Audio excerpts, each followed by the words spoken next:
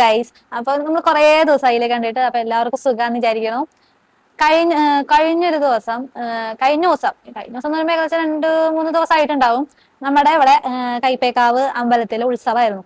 അപ്പൊ ആ ഉത്സവത്തിനനുബന്ധിച്ച് നമ്മുടെ വീട്ടിലേക്ക് പൂതനും തെറിയും വന്നിട്ടുണ്ടായിരുന്നു. അപ്പൊ ഇത് സാധാരണ ഇപ്പൊ ഞാൻ ഇവിടെ പാലക്കാട് വന്ന ശേഷമാണ് പൂതനും തെറിയും വീട്ടിലേക്ക് വരുന്നത് ഞാൻ കണ്ടേക്കണത്.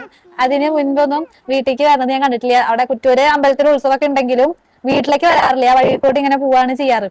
അപ്പൊ എന്താണ് ഇപ്പൊ വീട്ടിലേക്ക് വരാൻ കാരണം?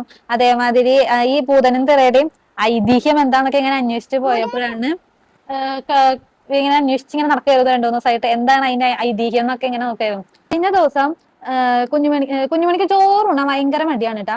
അപ്പൊ കുഞ്ഞുമണി ചോറുണ്ണാൻ വേണ്ടിട്ട് ഇങ്ങനെ ഓരോ കഥകളൊക്കെ പറഞ്ഞു കൊടുക്കും. അപ്പൊ അവൾക്ക് ഏറ്റവും കൂടുതൽ ഇഷ്ടം ഈ പിടിച്ചുകൊണ്ടുപോണതും അതേമാതിരി ചെന്നായ, പിന്നെ കുറുക്കൻ, ഭൂതം, ഇതിന്റെ ഒക്കെ കഥയാണൊക്കെ ഇഷ്ടം.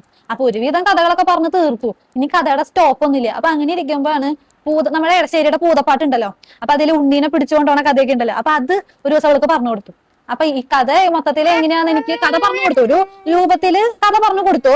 പക്ഷെ അത് എങ്ങനെയാണ് ഇപ്പൊ ഞാൻ പറഞ്ഞ തെറ്റുണ്ടോ എന്ന് എനിക്കൊരു സംശയം. അപ്പൊ ഇങ്ങനെ ഒരു ദിവസം യൂട്യൂബിൽ ഇങ്ങനെ നോക്കി കഴിഞ്ഞപ്പോ ആ പൂതപ്പാട്ടില് ഫസ്റ്റ് ഈ ആനിവേഴ്സറിക്ക് സ്കൂളുകളിലൊക്കെ പൂതപ്പാട്ടിന്റെ ഇത് നടത്തുമല്ലോ, ഡാൻസ് പരിപാടി, ഒരു കഥ ഡാൻസ് ആയിട്ട് ഇങ്ങനെ നടത്തുമല്ലോ ആനിവേഴ്സറിക്ക്. അപ്പൊ അങ്ങനെ ഇത് കണ്ടപ്പോ അതിലൊരു ഇൻട്രൊഡക്ഷൻ ഞാൻ കേട്ടിരുന്നു. ഈ പൂതപ്പാട്ട് കൂടുതൽ പാലക്കാട്, തൃശ്ശൂർ, മലപ്പുറം ജില്ലകളിലാണ് നടക്കുന്നത്. അല്ല, പൂതപ്പാട്ടല്ല, സോറി, പൂതനും തെറയും പാലക്കാട്, തൃശ്ശൂര്, മലപ്പുറം ഈ ജില്ലകളിലാണ് കൂടുതലും ഇത് കണ്ടുവരുന്നത്, പൂതനും തെറയും. അപ്പൊ അതില് ഈ ഉണ്ണീനെ പൂതം ഉണ്ണീനെ പിടിച്ചുകൊണ്ടായിട്ട് അമ്മയ്ക്ക് ഭയങ്കര സങ്കടമായിട്ട് കണ്ണൊക്കെ പിഴുതു കൊടുക്കണ്ടല്ലോ ഉണ്ണിയെ കിട്ടാൻ വേണ്ടിയിട്ട്. അപ്പൊ ഈ പൂതം അമ്മയുടെ കയ്യിലേക്ക് ഉണ്ണീനെ തിരിച്ചു കൊടുക്കുമ്പോ അമ്മ പറയണ്ടല്ലോ, മകരക്കൊയ്ത്ത് കഴിഞ്ഞിട്ട് എന്റെ ഉണ്ണീനെ കാണാൻ എല്ലാ കൊല്ലവും വരണം എന്ന് പറയണ്ടല്ലോ. അപ്പൊ അതിൽ അങ്ങനെ ഒരു ഇത് കണ്ടു കഴിഞ്ഞു. അപ്പൊ ആ ഒരു ഇതിന്റെ ആസ്പദമാക്കിയിട്ടാണ് എല്ലാ കൊല്ലവും മകരക്കൊയ്ത്ത് കഴിഞ്ഞിട്ട് പൂതനും തിറയും വരണേന്നാണ് കേട്ടത്. അപ്പൊ എന്തപ്പോ അങ്ങനെ പറയാന്ന് വിചാരിച്ചിട്ട് പിന്നെ നമുക്ക് എന്തെങ്കിലും സംശയം വന്നെങ്കിൽ നമ്മൾ ആദ്യം എടുത്ത് വെക്കുക നമ്മുടെ ഗൂഗിൾ ചേച്ചീനെയും അതേമാതിരി നമ്മുടെ ചാറ്റ് GPT ഒക്കെ ആണല്ലോ. അപ്പൊ അങ്ങനെ ചാറ്റ് GPT ഒക്കെ എടുത്തു നോക്കിയപ്പോ സംഭവം ശരിയാ.